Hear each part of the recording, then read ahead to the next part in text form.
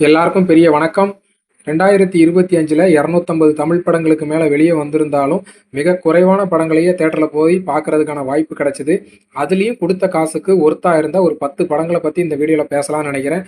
முதலாவதாக சொல்லணும்னு நினைக்கிறது ஆண் பாவம் பொல்லாதது. அம்பேத்கர், பெரியார் இவங்க கொள்கைகளை ஃபாலோ பண்ணுற படத்துடைய ஹீரோயின். பிஇ முடிச்சுட்டு ஐடியில் மெக்கானிக்கல் இன்ஜினியரிங் முடிச்சுட்டு ஐடியில் வேலை பார்க்குற படத்துடைய ஹீரோ. இவங்க 2 பேருக்கும் அரேஞ்ச் மேரேஜ் நடக்குது. கொஞ்ச நாளில் கருத்து முரண்பாடு ஏற்பட்டு கோர்ட்டில் டைவர்ஸ் அப்ளை பண்ணுறாங்க. இதுக்கப்புறம் இந்த கதையில் நடந்த சுவாரஸ்யமான சம்பவங்கள் எடுத்திருப்பாங்க. இப்போ நடக்கிற காலகட்டத்தில் எந்த மாதிரிலாம் இருக்கிறாங்க, பெண்ணியத்தை தவறாக புரிஞ்சிக்கிறவங்கள பற்றியான ஒரு கதையை எடுத்திருப்பாங்க. ரொம்ப நல்லாவே எடுத்திருந்தாங்க. படம் ஒர்த்தா இருந்துச்சு. அதுக்கப்புறம் சொல்லணும்னு நினைக்கிறது டிராகன். ஒரு 48 சப்ஜெக்ட் அரியர் வச்சிருக்கிற படத்துடைய ஹீரோ வந்து சூழ்நிலையால் வேலைக்கு போக வேண்டிய சூழ்நிலை வருது. பொய் சொல்லி வேலைக்கு சேர்ந்துருவார். அதுக்கப்புறம் இந்த கதையில் நடந்த சுவாரஸ்யமான சம்பவங்களை சூப்பராக எடுத்திருப்பாங்க. ஆரம்பத்துலேருந்து கடைசி வரைக்கும் படம் சூப்பராக ஜாலியாக ஃபன்னாக போகும். முக்கியமாக சொல்ல நினைக்கிறது குட்டி டிராகன்கிற கேரக்டரு, பாட்டு எல்லாமே சூப்பராக இருந்துச்சு. முக்கியமாக மிஷ்கின் சார் கேரக்டர் ரொம்ப அருமையாக பண்ணியிருந்தார். எல்லாத்தையும் தாண்டி படத்துடைய கிளைமேக்ஸ் நான் எதிர்பார்க்கவே இல்லை. இந்த கதைக்கு இப்படி ஒரு கிளைமேக்ஸ் வந்து ரொம்ப கான்ட்ராஸ்டாக இருந்துச்சு. ஆனால் நல்லாவே இருந்துச்சு. கரெக்டான கிளைமேக்ஸ் வச்சுருக்காங்க அப்படின்னு தோணுச்சு. அதுக்கப்புறம் சொல்ல நினைக்கிறது மார்கன். நம்ம விஜய் ஆண்டனி சார் அவருடைய படம். ஒரு வேலை விட்டு போகிற ஒரு பெண் வந்து நைட்டு வந்து ஒரு ஊசி போட்டு உடல் கருகிய நிலையில் கொலை செய்யப்படுவாங்க. அதுக்கப்புறம் இந்த கொலையை கண்டுபிடிக்கிறது விஜய் ஆண்டனி சார் வருவார். ஒரு நல்ல ஒரு இன்வெஸ்டிகேஷன் த்ரில்லராக அந்த படம் இருந்துச்சு. வித்தியாசமான கதையை எடுத்திருந்தாங்க. நல்லாவே இருந்துச்சு. அதுக்கப்புறம் சொல்ல நினைக்கிற படம் வந்து சக்தி திருமகன். அதாவது ஒரு செக்ரட்டேரியட்டில் மீடியேட்டராக இருக்கக்கூடிய விஜய் ஆண்டனி சார் வந்து அவருக்கு மேலே இருக்கவங்க, கீழே இருக்கிறவங்க, அரசியல்வாதி, போலீஸ்காரங்க, ஐஜி எல்லாருக்கும் தேவையான வேலைகளை காசு வாங்கிட்டு செஞ்சு கொடுக்குற ஒரு கேரக்டரு. ஃபர்ஸ்ட் ஹாஃபில் நல்லா ஸ்பீடாக பரபரன்னு ஸ்பீடாக போச்சு. செகண்ட் ஹாஃபோட ஆரம்பத்துலலாம் வாகை சந்திரசேகர் பெரியார் கேரக்டரில் பண்ணியிருப்பார். ரொம்ப சூப்பராக பண்ணியிருப்பார். நல்லாவே இருந்துச்சு. வசனங்கள்லாம் ரொம்ப ஆணி அடித்த மாதிரி நல்லாவே இருந்துச்சு. படம் எனக்கு பார்த்து முடிக்கும்போது சூப்பரான படம் பார்த்தோம் அப்படிங்கிற மாதிரி எனக்கு பர்சனலாக ஃபீல் ஆச்சு. அதுக்கப்புறம் சொல்லணும்னு நினைக்கிறது காந்தாரா சாப்டர் 1. ஒரு காந்தாரா நடக்கிற காலத்திலேருந்து 1000 வருஷம் முன்னால் ப்ரீக்வலாக போய் இந்த படத்தை எடுத்திருப்பாங்க. ஹீரோ ஒரு ரிஷப் ஷெட்டி, டேரக்டர் அவர் தான் ரொம்ப சூப்பராக பண்ணியிருந்தார். 1000 வருஷத்துக்கு முன்னால் அந்த காலகட்டம் எப்படி இருந்துச்சுங்கிறத கண் முன்னாடி கொண்டு வந்திருந்தார். ட்ரெஸ்ஸிங் சென்ஸு, மேக்கிங்கு எங்கேயும் பிசுறு தட்டாமல் பிரம்மாண்டமாக எடுத்திருந்தார். படம் எனக்கு பர்சனலாகவே ரொம்ப நல்லாவே பிடிச்சிருந்துச்சி. ஹீரோயின் ருக்மணி வசந்த் அவங்க ஃபர்ஸ்ட் ஹாஃபில் வேறு மாதிரி ஒரு கேரக்டராக இருப்பாங்க. செகண்ட் ஹாஃபில் கான்ட்ராஸ்ட்டாக வேறு மாதிரி நடிச்சிருந்துருப்பாங்க. அதில் அந்த தேர் சீக்வன்ஸு எல்லாமே நல்லாவே இருந்துச்சு.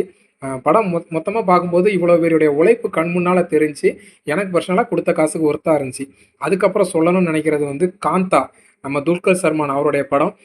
ஒரு மிகப்பெரிய ஹீரோவுக்கும் மிகப்பெரிய டேரக்டருக்கும் நடக்கிற ஒரு ஈகோ கிளாஷாக அந்த படத்தை ஆரம்பிச்சிருப்பாங்க. சமுத்திரகர்ணி சார் போட்டி போட்டு நடிச்சிருப்பாரு. அதுலேயும் முக்கியமாக அந்த மிரர் சீக்வன்ஸு, சமுத்திரகர்ணி சார் வந்து நடிப்பு சொல்லி கொடுக்குறத உள்வாங்கிட்டு நம்ம துல்கர் நடித்த சீன்லாம் வேறு லெவலில் இருந்துச்சு. ஃபர்ஸ்ட் ஹாஃப் ஃபுல்லாக ஒரு ஹீரோவுக்கும் ஒரு டேரக்டருக்கும் நடக்கிற ஒரு ஈகோ கிளாஷாகவும், செகண்ட் ஹாஃப் வந்து ஒரு மர்டர் இன்வெஸ்டிகேஷன் த்ரில்லராகவும் ஒரு படத்தை 2 விதமாக காமிச்ச விதம் எனக்கு பர்சனலாக பிடிச்சிருந்துச்சி. 1940, 50 காலகட்டங்களில் படம் கதைக்கெல்லாம் நடக்கிற மாதிரி எடுத்திருந்தாங்க. ஒரு பிசிறு தட்டாமல் அந்த காலகட்டம் இப்படி தான் இருந்திருக்குமோ அப்படிங்கிறத கண் முன்னாடி கொண்டு வந்த மாதிரி எனக்கு பர்சனலாக படம் பிடிச்சிருந்துச்சி. அதுக்கப்புறம் சொல்லணும்னு நினைக்கிறது இட்லி கடை. தனுஷ் சார் ஏற்கனவே ராயன்னு ஒரு படத்தை ராவாக எடுத்து வச்சு படம் ஃபுல்லாக வன்முறையாக இருந்திருக்கும். அதுக்கு நேர் கான்ட்ராஸ்டான ஒரு படம் இட்லி கடை. இந்த டைட்டிலே எனக்கு எப்படி ஒரு சூஸ் பண்ணாரு, எப்படி இட்லி கடைன்னு ஒரு மிகப்பெரிய மாஸ் ஹீரோ சூஸ் பண்ணாருன்னு எனக்கே ஒரு டவுட்டாக இருந்துச்சு. ஆனால் போய் பார்த்ததுல கரெக்டான டைட்டில் சூஸ் பண்ணி ஒரு நல்ல ஃபேமிலியோடு வந்து பார்க்கறதுக்கான ஒரு அருமையான கதையை எடுத்திருந்தார். எடுத்திருந்த கதையை சூப்பராக மேக்கிங் பண்ணியிருந்தார். ராஜகிரண் சார் கேரக்டரு அகிம்சையே தலை சிறந்த ஆயுதம் அப்படின்னு சொல்லிட்டு அந்த கொள்கை வழியை ஃபாலோ பண்ணுற ஒரு கேரக்டரு, அதெல்லாம் சூப்பராக பிடிச்சிருந்துச்சி. ஜிவி பிரகாஷ்குமார் அவருடைய பாடல்கள் பர்சனலாக எனக்கு ரொம்ப கனெக்ட் ஆச்சு. படம் மொத்தத்தில் பார்த்து முடிக்கும்போது நல்லா இருந்துச்சு அப்படிங்கிற மாதிரி எனக்கு தோணுச்சு. அதுக்கப்புறம் சொல்லணும்னு நினைக்கிறது மதகஜ ராஜா. இந்த வருஷத்தில் ஆரம்பத்திலே பொங்கலுக்கு வந்துச்சுன்னு நினைக்கிறேன். ஒரு ரொம்ப நாளைக்கு அப்புறம் தேட்டரில் போய் நல்ல கலகலன்னு சிரித்து பார்த்த ஒரு படமாக இருந்துச்சு. சந்தானம் சார் அல்டிமேட்டாக பண்ணியிருப்பார். இன்னும் கொஞ்சம் காமெடி படமாக நடிக்க மாட்டாரா அப்படிங்கிற அளவுக்கு தோணுச்சு இந்த படம் பார்த்து முடிக்கும்போது. விஷால் சாருடைய சிக்ஸ் பேக்கு, அதுக்கப்புறம் விஜய் ஆண்டனி சார் மியூசிக்கு, அதுக்கப்புறம் வரலட்சுமி மேடமும் அஞ்சலி அவங்களோட கிளாமர் சாங்ஸு, மொத்தத்தில் சுந்தர் சி சார் படம். மொத்தமாக கமர்ஷியலாக ஒரு நல்ல படம் பார்த்தோம் அப்படிங்கிறத விட ஒரு ஜாலியான படம் பார்த்தோம் அப்படிங்கிற ஃபீலோட வெளியே வந்த ஒரு படம் பர்சனலாக பிடிச்சிருந்துச்சி. அதுக்கப்புறம் சொல்லணும்னு நினைக்கிறது சிறை. நம்ம இப்போ ரீசெண்டாக வந்திருந்த சிறை படம். விக்ரம் பிரபு சார் வந்து ஏஆர்லைனில் ஒர்க் பண்ணுற ஒரு போலீஸ் ஆஃபீஸராக ஒர்க் பண்ணியிருப்பார். அவர் வந்து வேலூர்லேருந்து சிவகங்கை மாவட்டத்துக்கு ஒரு கைதியை கூட்டு போகிறதுக்காக அப்துல்ங்கிற கைதியை கூட்டு போகும்போது நடக்கிற சம்பவங்களை படமாக எடுத்திருப்பாங்க. படம் 2 மணி நேரமே மட்டும் ஓடக்கூடிய ஒரு சின்ன படம். சூப்பரான படம். ஆரம்பித்த மாதிரி இருக்கும் இன்டர்வலுக்கு போன மாதிரி இருந்துச்சு. படம் முடிஞ்சு சூப்பரான படம். மேக்கிங் வந்து அவ்வளோ அற்புதமாக பண்ணியிருந்தாங்க. டைலாக் டெலிவரி எல்லாமே நல்லாவே இருந்துச்சு. அதுக்கப்புறம் இந்த வீடியோலேயே மொத்தத்தில் ஃபஸ்ட் இடத்துக்கு கொடுக்கணும்னு எனக்கு தோணுன ஒரு படம் வந்து டூரிஸ்ட் ஃபேமிலி. ஃபேமிலியாக போய் பார்க்குறதுக்கு ஒரு தரமான படமாக இருந்துச்சு. ஒரு இலங்கையிலேருந்து அகதிகளாக இந்தியாவுக்குள்ளே வந்தவங்க, அந்த ஃபேமிலிக்கு நடக்கிற சம்பவங்கள் தான் இந்த படத்தை மொத்தத்தையும் மேக்கிங் பண்ணியிருப்பாங்க.